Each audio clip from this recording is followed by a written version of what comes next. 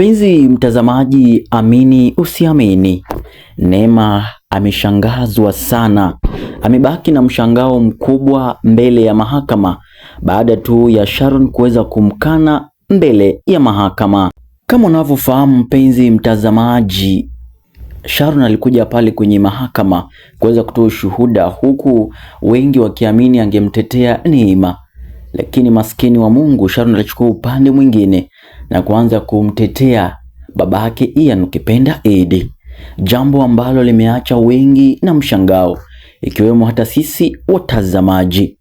Kama unavyofahamu kwamba mpenzi mtazamaji, baadaye walipotoka pale kwenye mahakama mambo yaliharibika, maana Neema alianza vita huku akimshika Sharon kama unavyotazama kwenye skrini yangu, akimwambia ni kwa nini unifanyie hivi na jinsi na namna nilikuwa na kuamini, mbona uweze kunifanyia haya, mbona unifanyie haya? Lakini maneno yake Neema, huku tukiona Neema pia anajaribu kushikwa na baba yake kujaribu kumvuruta kutoka kwa mikono ya Sharon, maana walikuwa wameanza kupigana mbele ya mahakama, kitu ambacho kwa kweli mpenzi mtazamaji hatujapendezwa. Sasa hivi mambo yamekuwa vile hatukuweza kutarajia, huku tukibaki na maswali mengi.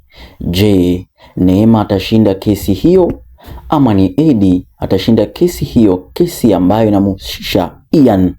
Ni baadhi ya maswali ambayo watazamaji tunazidi kujiuliza. Tuwazidi kungoja tuone haya yote yataenda kivipi, na ningependa niweze kuuliza swali moja. Unaonaje kuhusu kesi hiyo? Nani atakuwa mshindi?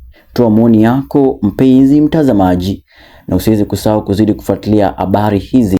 Kwa hivyo nakusihi uweze kusubscribe na usiweze kusahau kuzidi kulike.